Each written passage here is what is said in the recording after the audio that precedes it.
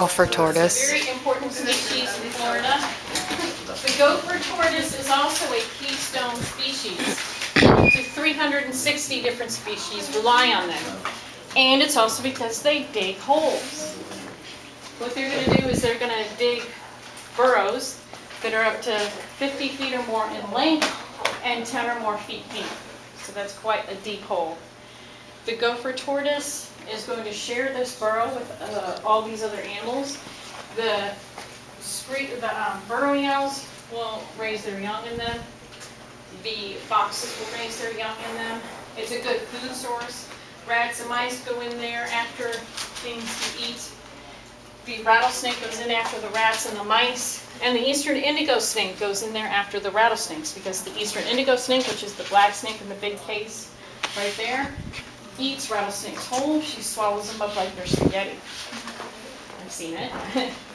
It's gross, but it's a good thing, because venomous snakes are very dangerous, and you don't want too many of those, so you need somebody who's going to eat them. So it's a busy place in there. There's all kinds of other different kinds of critters that are going to go in and out of the burrows. Sometimes they raise their young in there, sometimes they go in there for food source, sometimes they go in there because there's a forest fire, and because that burrow is so deep and so long, it's going to trap oxygen in there, so they're going to go in there to be safe. And in the winter months when it gets cold, they're going to go in there to stay warm. So it's a busy place, which is good news and bad news. Good news is the gopher tortoise is never really lonely.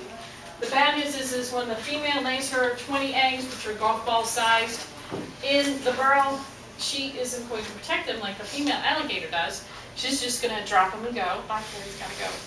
And animals are going to go in there and say, oh look, somebody laid out lunch, and they're going to eat the eggs. So they have a hard time with their young getting to the, even to the hatching out of the egg phase. And when the babies are born, they're only about the size of a silver dollar, and they're bright yellow, which makes them very visible. When they do come out of the burrow, the birds will usually pick them up and eat them. I've seen them, and I saw one on its back in the wild, and he was really tiny, and I pushed him over, and I watched how he went around, and I was like, I don't know how they make it. It takes them 10 to 14 years to reach sexual maturity. This one right here is about 3. So you can see it takes them a long time to get from the little size to this bigger size to even bigger adulthood. And the textbooks are going to tell you they reach 8 to 10 inches. That's the size of a female. They reach 18 to 20 inches in the male. Not sure why they say that in the textbooks. We have one downstairs that's at least 18 inches long. He's massive.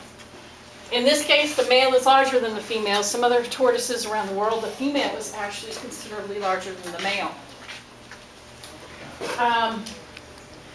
The gopher tortoise also lives a very long time, and in the textbooks they're also going to say 60 to 80 years is their lifespan.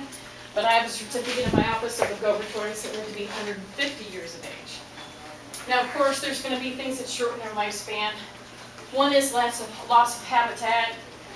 The other is, that they're eaten, and they're not just eaten by animals, but people used to eat them also.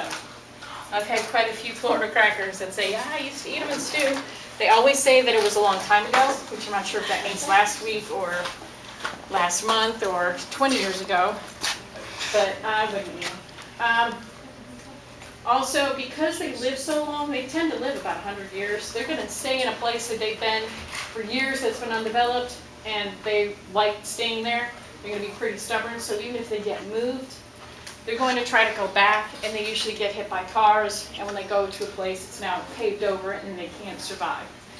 Typically, they will share their space with humans. You'll see them by golf courses, and there's several sanctuaries near the beach. Lakes Park has some. Gresham State Park has some. You'll see them at Lover's Key and Bowditch Point. They don't go in the water at all, not salt water or fresh water. They may go their whole life without drinking water. What they do is that plant material makes up 50% of their diet, and they're occasionally going to snack on bugs or fruits and vegetables or dead animals even. Pretty much whatever comes in front of them. But they really like the grasses and the plants, and those are juicy, and they'll have rain or dew on them, and that's how they get their moisture. It's actually quite dangerous for them to be startled because they'll pee, and that dehydrates them. And the only real defense they have besides going in their burrow is they retreat in their shell and they snort at you. It's not really much of a defense. Also, an unfortunate thing is that even though this animal is a species of concern and they're protected and it's illegal to collect them, keep them as pets, or eat them, people will sometimes find them on their property and kill them because they're not allowed to develop if there's a nest of gopher tortoises. One of the downsides of being a protected species. Tortoises in general and turtles have a carapace on the top. It's attached, it's part of their body, it grows with them. They're going to shed parts of this carapace like we shed our fingernails. The bottom is called a plastron. Turtles and tortoises both have a hard mouth. It's called a beak, and it's made from the same material that a bird's beak is made out of. And the tortoise has a very dry skin. It's considered elephant-like, and his hind legs are considered elephant-like. They're rather trunk-like, go straight down. Tortoises have usually got a more even-tempered disposition than turtles. Turtles tend to snap or chase their prey. They go after fish.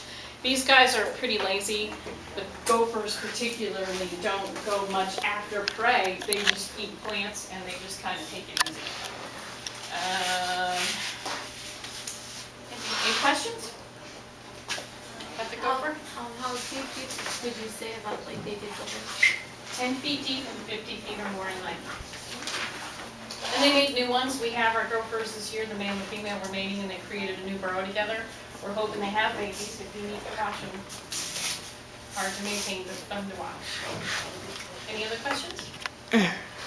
What's it called when they're like really essential? Keystone species. That wasn't always known. They used to kill a lot of animals and not how important they were. Any other questions? All right, who wants to hold him?